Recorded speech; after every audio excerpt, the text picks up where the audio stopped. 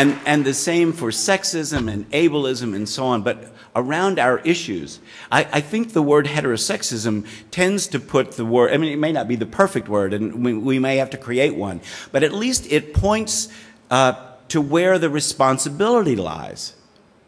It lies with the oppressors, not with the oppressed. It lies with the oppressors to dismantle the system that benefits them.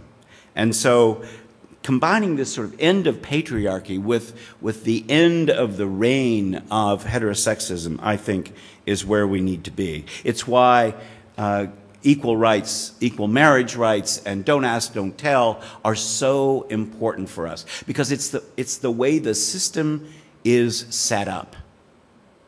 And, you know, a tiny thing, I was just reminded, my partner and I just came back from New Zealand, and once again I was reminded that when you fly back into the country, the steward or stewardess says, sorry, we call those flight attendants now, don't we? The flight attendants proudly announce, you know, we're passing out customs and immigration forms, 1 per family. Oh, excuse me, you'll need 2. Just in little and large ways, the system tells us that we are second class, and it's time for that to end.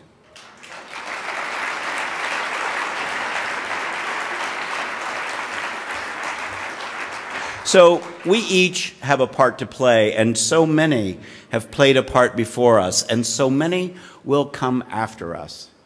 You know, one of my favorite places on earth is the National Civil Rights Museum in Memphis. It's at the old Lorraine Hotel where Dr. King was shot, and they've turned it into this fantastic museum. Yes, and you can go to Graceland too, but go to the Civil Rights Museum. As you go in the front door of the old Lorraine Hotel, there is a huge black marble monolith. And carved in bas-relief there is a never-ending, upwardly spiraling trail of African Americans. And they're all standing on each other's shoulders. And you and I are on a similar magnificent journey. And we each have a part to play. But we stand on the shoulders of those who came before us. It's why I loved honoring Barbara and our elders. Every community needs to honor its elders. And there will be those who will come after us, who, God willing, won't know the kind of world we live in now, just as those who were born in the last 20 years have a hard time imagining the world that some of us grew up in. Yippee! But let's remember that, and let's remember that we are building for the future. So how do we keep going? How do we keep our energy? How do we keep being positive? So my last 2 H words are hope and hell-raising. No, it's not what you think. I mean R-A-Z-I-N-G, like when you raise an old house and tear it down.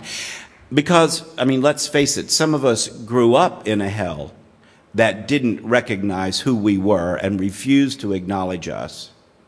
We've got so much to learn about not just sexual orientation, but gender identity and the infinite number of permutations. I mean, I wasn't kidding about all the letters that we haven't discovered yet. I believe that we're moving towards a world in which we won't try to fit anybody into any of those boxes. Because you take a group of gay men or lesbians or bisexuals or transgendered folk, and there is as much diversity between them as there is anywhere else. Can you imagine a world in which you didn't have to be labeled, you were just the sexuality you were? I think that's where we're headed. And it's a way of dismantling or raising the hell that sexuality has been for so many of us for so long. But I'll tell you how we can keep going. I'll tell you how we can find the energy every morning to get up and do what we need to do and play our part in this. And that is the knowledge that you and I know where this is going to end, don't we? We know where this is going to end. This is going to end with the full inclusion of LGBT people and every other letter as citizens of this country, as members of our churches and synagogues and mosques. It is going to end up with the full inclusion of all of God's people.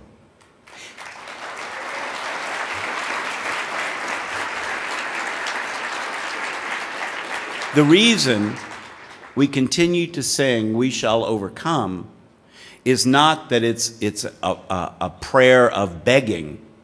It is a proclamation of a fact that in the end, whether you and I live to see it or not, we shall overcome. That it's just a fact.